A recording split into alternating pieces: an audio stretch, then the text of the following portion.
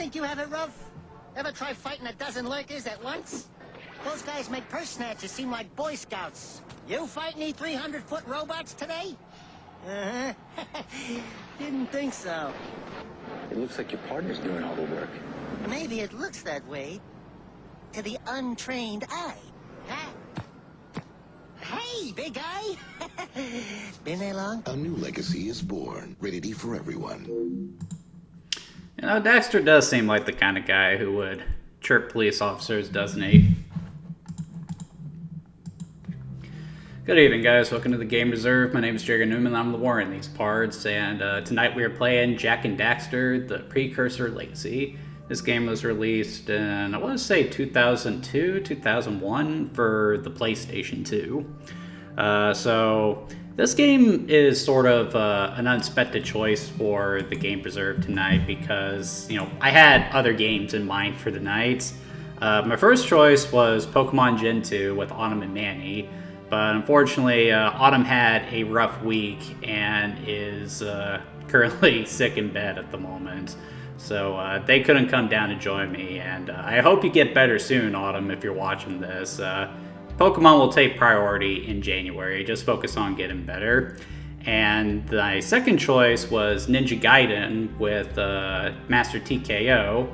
But unfortunately, Tony is also sick. I guess a lot of people got sick because of Thanksgiving this past week. But yeah, so I figured might as well cross the last game in the PlayStation 2 trending off the list. So that's why we're taking a look at the first Jak and Daxter tonight. So Jak and Daxter was created by Naughty Dog Software, who at the time were best known for the Crash Bandicoot series. After 4 successful games on the original PlayStation, Naughty Dog's contract with Universal Interactive was up. So they had a choice to renew, but they opted not to renew, primarily because Sony had offered them a more lucrative contract as a second-party developer. So they parted ways with Universal and went to work directly for now the biggest console manufacturer of them all. The only problem with that is it meant that they had to leave Crash Bandicoot behind because the character was owned by Universal Interactive, not Naughty Dog themselves. So they got to work on their next game, and because they couldn't use the Crash series, they ended up using a new franchise that they had been working on. The game would be one of the earliest titles for the PlayStation 2, and it would become one of the earliest hits too, with Jak and Daxter sort of becoming the unofficial mascots of the PlayStation 2 in its inception, at least until Ratchet and Clank hit the scene. But Jak and Daxter was still very popular. It would get a trilogy of games on the PlayStation 2, as well as a racing game, just like the Crash Bandicoot series, as well as a couple of handheld games. There were plans for an HD Jak and Daxter, I think, on PlayStation 3, but that project would actually evolve into The Last of Us. So Jak and Daxter as a series has definitely fallen by the wayside in recent years. And if you guys know if you guys have been with me since I was on Tumblr, you know that my thoughts on Jak and Daxter aren't necessarily positive.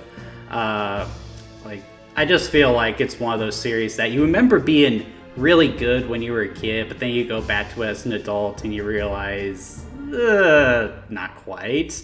Not a big fan of Jak 2 or Jak 3. I really like Daxter and combat racing, but I could do without Lost Frontier. Really the only game in the series that I have any real love for is this first one, and primarily because it's just one of the best 3D platformers I've ever played. So looking forward to playing it for you guys and adding it to the Game Reserve. Even though that means I'm going to have to suffer through Jak 2 again.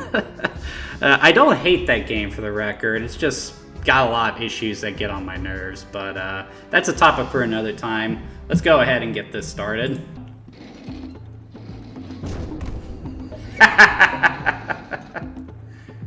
I miss the days when the characters would interact with the logo like that. You don't see that anymore.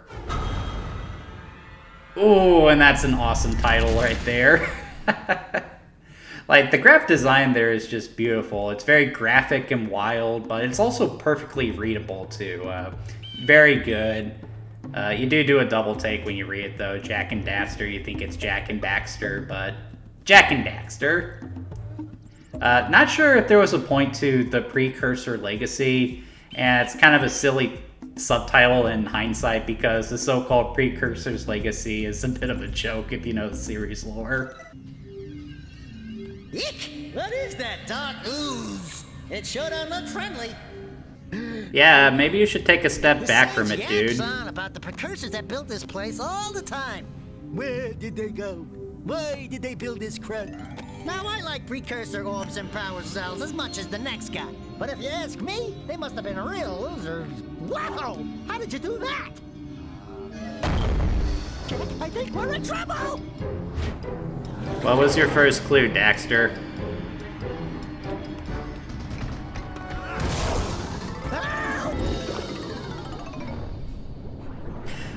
Thank goodness, that guy was annoying.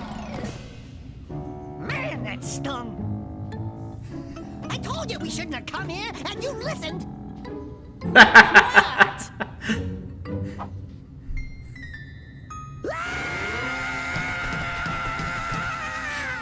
Okay.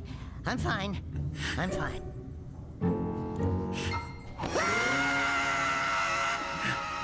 I don't know why I'm laughing. It's not that funny.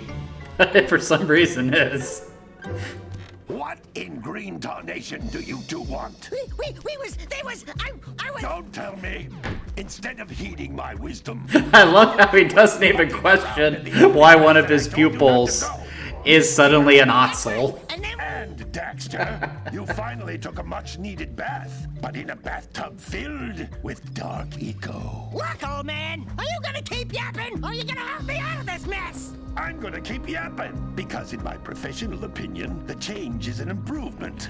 And besides, I Slay, could help dude. you if I wanted to. What?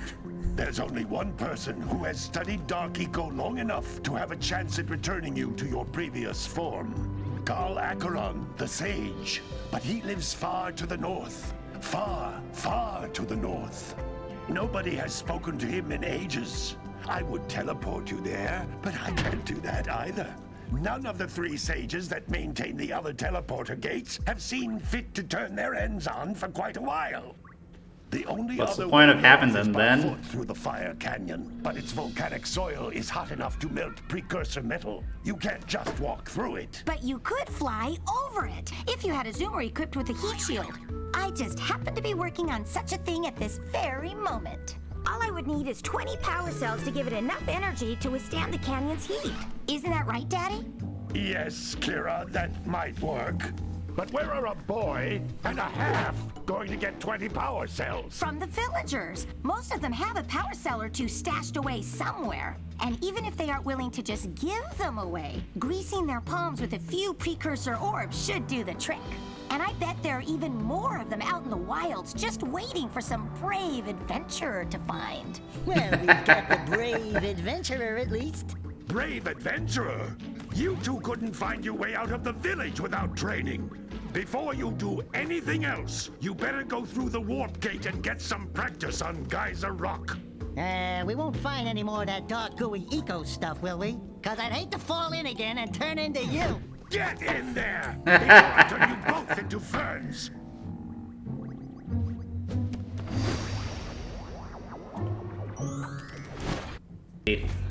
Okay, so as always we start with the controls, and feels pretty good. It takes a second for Jak to build up momentum, so, that feels nice and tight. The jump feels a little cluggish though, especially the double jump. As you're playing through the game, it's not uncommon for it to just crap out on you for no reason, so it's not terribly reliable. As far as your offensive abilities go, you have the spin attack from Crash, but you also have the forward punch.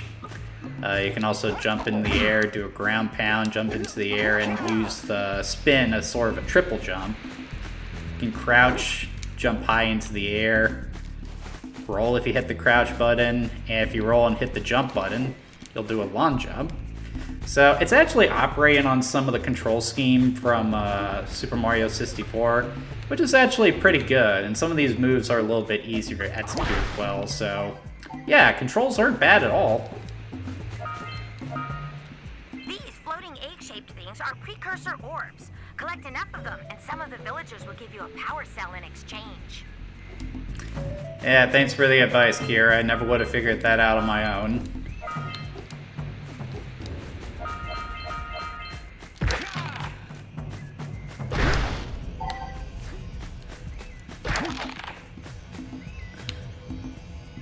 This is a power cell, the most important precursor artifact you can find.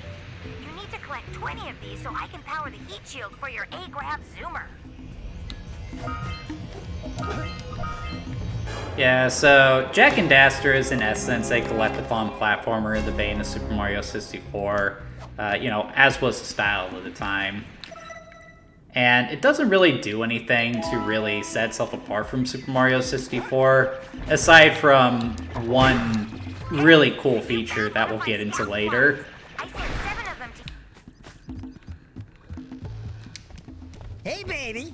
What do you say you and I go cruising on this A-Grav zoomer? Rule number 1, I don't date animals. Why does that even have to be a rule? Oh, and another thing, if by any chance you're interested in making a contribution to my re-election campaign, I might be willing to part with yet another power cell. The minimum contribution is a very modest 90 precursor orbs. I don't know about that guy. I'm getting bad vibes from him for some reason. I heard he was already mayor for 2 terms. I think 2 terms is enough. No need to run for a 3rd. Hello there, my dear boy. So I was talking earlier about something really cool that Jak Daxter does that very few other 3D platformers, to my knowledge, do. And that is the fact that the game world is completely seamless. So, like, in Super Mario 64, and really all Mario games, now that I think about it, all the levels are either broken up via a loading screen or a hub world. But in Jak Daxter, all the levels in the game are actually interconnected. So rather than there being portals to different worlds, it's all one big connected world, which is really cool. And it makes the game world feel a lot bigger than other games of its ilk. So, yeah, honestly, going back to this game, it's hard to imagine that it could ever run on a PS2. Now, of course, I'm playing on PS3, so any graphical issues that it once had have been ironed out here. But I have played the PlayStation 2 version as well, and it runs pretty close to this, so yeah, Jak Daxter is just amazing in regards to its technical achievements. It's bright, it's colorful, the lack of load times is impressive. Like, this game is just punching really high above its weight class. Sweet.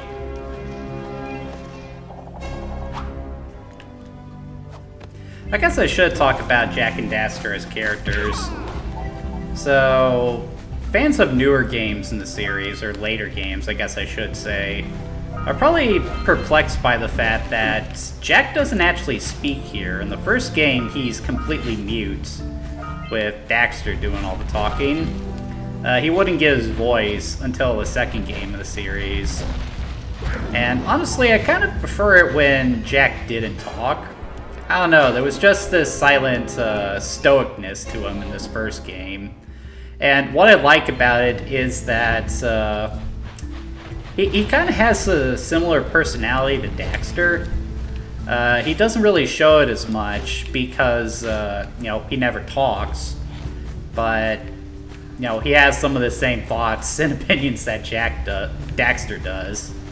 He clearly doesn't think highly of Samos, and you know, he also has his, shall we say, perverted nature too, especially in his interactions with Kira. Though he's a lot better about it than Daxter, who just shamelessly hits on Kira. With Jak, there are some cutscenes where, if you watch him, you'll find that he's actually checking Kira out while she has her back turned, so he's just as guilty as Daxter is in that regard. He just is a bit more subtle about it, which is kind of interesting. Also sort of informs the kind of character that Jak would eventually turn into, but more on that when we get to Jak 2. As for Daxter himself, Daxter is an interesting case. He's a very annoying character for a lot of people. But, no, he's someone who grows on you as the game goes on. Mostly because, despite his cowardly nature, rude disposition, and all that stuff, he is a very loyal friend to Jak throughout most of the games. I mean, in Jak 3, he follows Jak into exile just because he didn't want to be separated from his best friend. So, Daxter, he's got his issues, but he is, for the most part, you know, a decent enough character.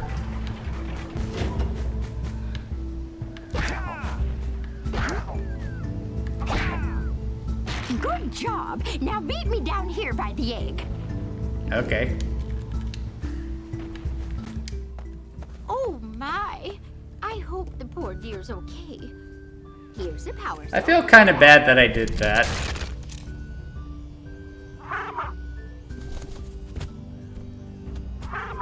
Oh no! Look, isn't that cute? It thinks you're its mama. Ah, that's fantastic. Mom, you see any feathers here? Oh, love at first sight. Oh. Listen, boys. I'll take this little chick back to the village with me and work with the sage to take care of her.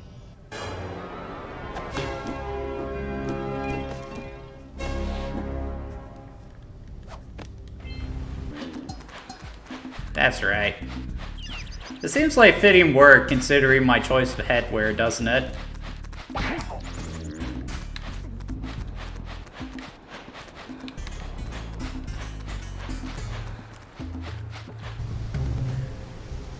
What's up, guy? What do you have in the basket? Nothing to talk about. Them monsters patrolling the ocean took a bite out of me fishing rig. And now they're gobbling up me catch. No matter what I try, I can't seem to catch a single fish in this river. Woo! Maybe it's your breath. You think you can do better? Try scooping up river fish with a tiny net. I remember this being pretty tricky. If you can catch 200 pounds of them critters, and then I'll let you and Shrimp here use my speedboat to get to Misty Island. You want to try the challenge? There I'll give it a are two shot. types of good fish to catch. 1 pound fishies and 5 pound fishies.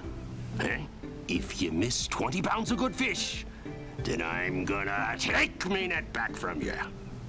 There are poisonous eels in this river. Catch even a one of them boogers, and you'll poison the whole darn catch.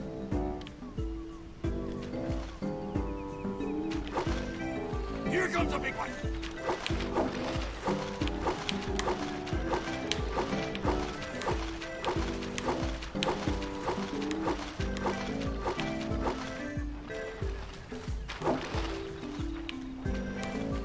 Whoop.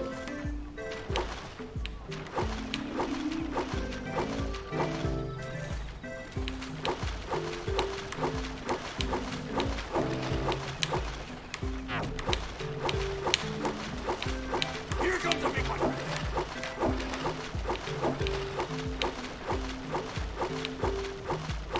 There's gotta be a better way to catch fish than this. Missed again. Oh! To the left.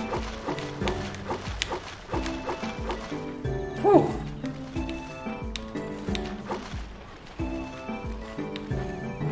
Here comes a big one. Ah.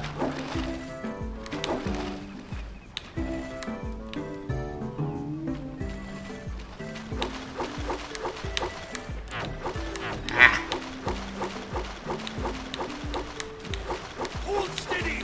Almost there. Steady, boy.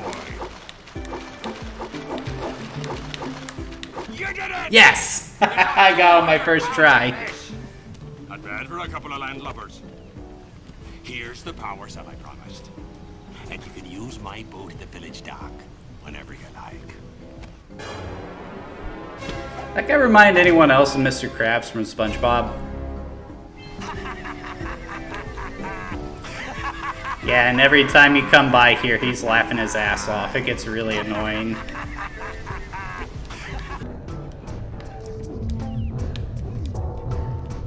Probably be the last power cell of the night right here.